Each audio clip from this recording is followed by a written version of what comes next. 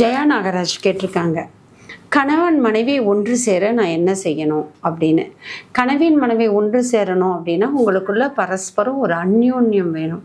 பரஸ்பரம் உங்களுக்கூட ஒரு அந்த பாண்டேஜ் இருக்கணும், அந்த பாத்தியதை, அந்த ஒரு அன்பு இருக்கணும்.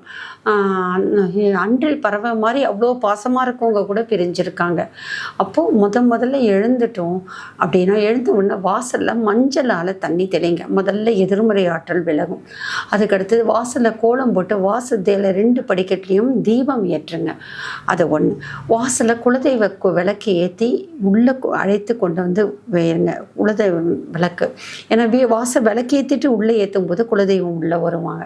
தொடர்ச்சியாக காமாட்சி விளக்குலையோ அல்லது குலதெய்வத்துக்குன்னு விளக்கு வச்சுருந்தீங்கன்னா தொடர்ச்சியாக அந்த குலதெய்வத்து விளக்கில் வேண்டிட்டு உங்களோட குலதெய்வம் என்னவோ அந்த தெய்வத்தை நினச்சி, அம்மா உங்கள் குலத்தை சேர்ந்த மகன் என்னை வெறுக்கின்றார், நான் உன் வீட்டுக்கு மருமகளாக வந்திருக்கேன், நாங்கள் பிரிஞ்சிருக்கோம், என்னை சேருன்னு சொல்லிட்டு அந்த அம்மாவை தொடர்ச்சியாக காலையிலும் மாலையிலும் குலதெய்வத்தை பேரை சொல்லி வழிபடுங்க. எனக்கு குலதெய்வமே தெரியலன்னா தினமும் எந்த கோயிலை வழிபடுவங்களோ, உங்களுக்கு இஷ்ட தெய்வமாக என்ன இருக்கோ, உங்கள் கணவர் குடும்பத்தில் வழிபடு தெய்வமாக என்ன இருக்கோ அதை வேண்டி வழிபடுங்க.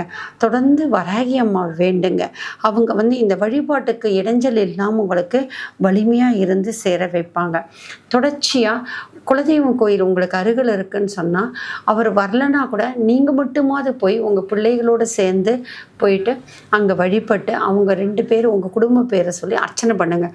குழந்தைங்க கிட்ட போயிட்டு அப்பா விளக்கேற்றும் போது கற்பூரம் காட்டும் போது நம்ம அப்பா நம்மளை தேடி வரணும் அப்படின்னு பிள்ளைகளை விட்டு சாமியை வேண்ட சொல்லுங்கள்.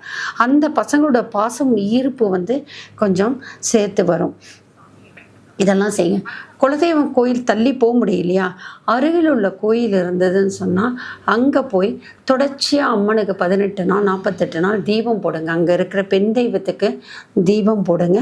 கண்டிப்பாக ஒரு மாற்றம் வரும். இன்றைக்கி அமாவாசையாக வீடை சுற்றி திருஷ்டி சுற்றி எடுக்கோங்க. உங்களுக்கு திருஷ்டி சுற்றுங்க.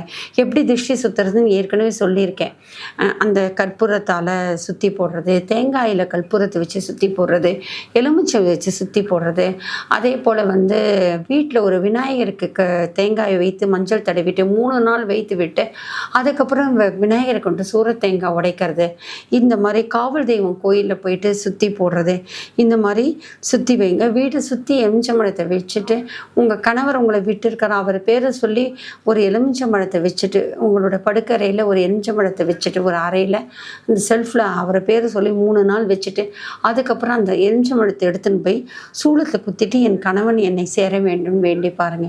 உங்களை மனமார்ந்த பிரார்த்தனைகள், மங்களே பிச்சை தாருமம்மா, மடி பிச்சை தாருமம்மான்னு விளக்குக்கு குங்குமத்தால் அர்ச்சனை பண்ணி அந்த குங்குமத்தை உங்களோட மாங்கல்யத்தையும் தாலிலையும் உச்சியிலையும் இடுங்க. கண்டிப்பாக அதற்கான பிரயத்தனம் வரும். அஸ்ட்ரோமன் தேர்டேன்னு ஒரு சேனல் இருக்குது, அதை நீங்கள் சப்ஸ்கிரைப் பண்ணுங்கள். அடுத்த முறை நான் வரும்போது அதற்கான வழிபாடுகள், அதற்கான மந்திரங்களை நான் உங்களுக்கு சொல்கிறேன். தொடர்ச்சியாக அர்த்தநாரீஸ்வரர் வழிபாடு, லக்ஷ்மி நரசிம்மர் வழிபாடு, தம்பதியாக இருக்கின்ற அந்த தெய்வத்தோட வழிபாடு நான் செய்யுங்கம்மா. கண்டிப்பாக உங்களுக்கு தெய்வம் மனம் இறங்கும். உங்கள் குலதெய்வம் உங்கள் கணவரை கண்டு சேர்க்கும்.